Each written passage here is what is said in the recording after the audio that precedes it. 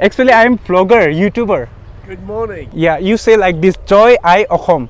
Joy I her home. You are from England, no? England, yes. England is beautiful. Well worth visiting. Oh, one question I will ask you. In 3 years, how you see the difference between England and India? What do you say about our culture and your culture? One thing I like about India, family life is strong. People stick together. Even during the COVID, they helped each other.